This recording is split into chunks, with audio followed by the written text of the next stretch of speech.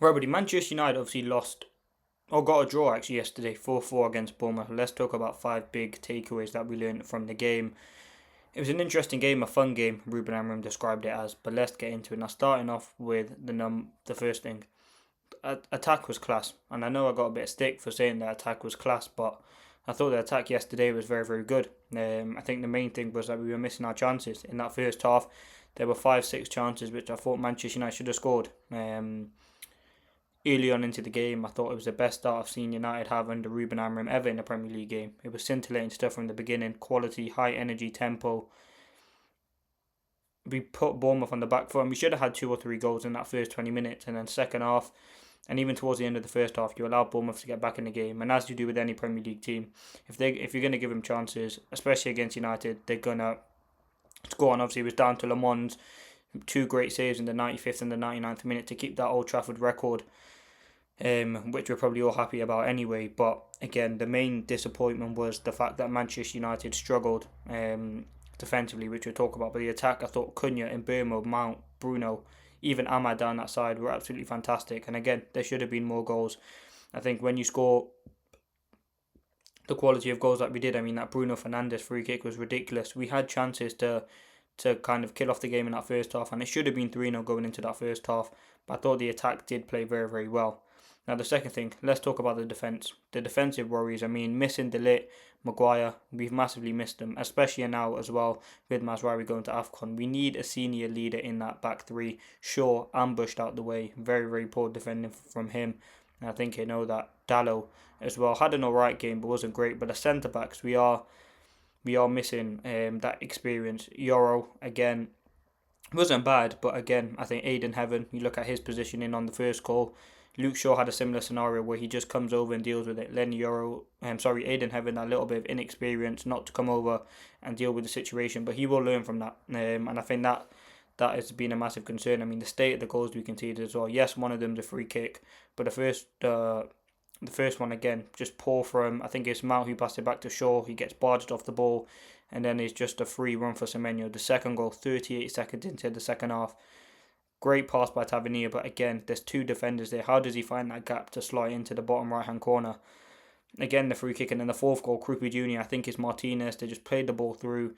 Great touch, great goal. So the amount of goals we concede are a problem. I think we're only behind, or we're definitely in the top 3 for the amount of goals scored this season. But if you look at the amount conceded, we've conceded more than Arsenal and Manchester City combined. So listen, the goal scoring hasn't been a problem. It's been defending and the amount of goals we're conceding, which is the biggest issue for Ruben Amorim at this current moment. And I think he know that he would have identified that as an area of weak point where we need to improve. But yeah, the goals can't keep going on like this. And I think hopefully De Ligt's back for the next game. We're missing someone with experience in that central centre back. Not even who can make passes, just to be there right time, right place.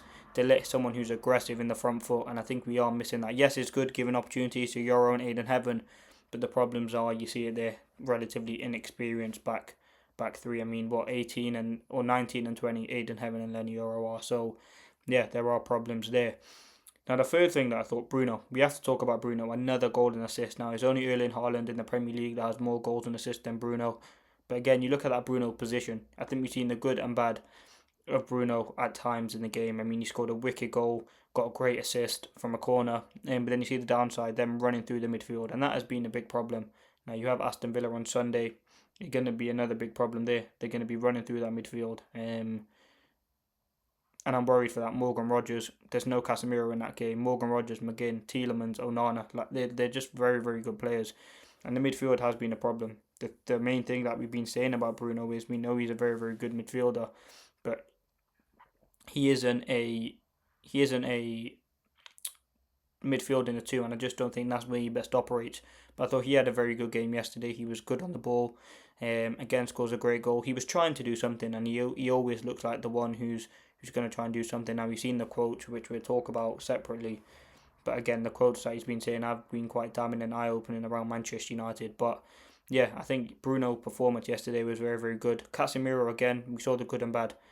He gives the foul away because he gets caught out for the Tavernier goal. But then he scores from a set piece, which again, set pieces have been very, very good for United this season. So yeah, that's that on Bruno. Now, the fourth thing,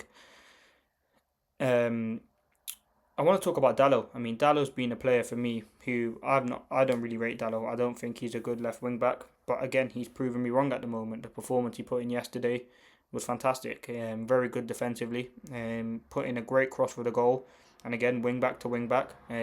He's someone who not, likes to invert and can play in a variety of positions.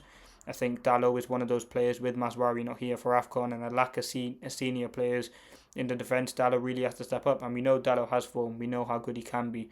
It's all about consistently seeing that in the Manchester United shirt because we haven't seen it enough, unfortunately. And I think that is a massive problem right now for Diego Dallo, consistently putting in the performances. But the last three, I think it was West Ham, Wolves, and yesterday against Bournemouth, I thought he was very, very good. And someone who Amorim likes in that left wing back position, and more notably in that right back position now, listen, let's talk about what Amorim said post game. He said it was a fun game, an exciting game. He said United lost the game in the second half. In the first half. I mean, 6 minutes after you find yourself 3-2 down, it was very, very poor.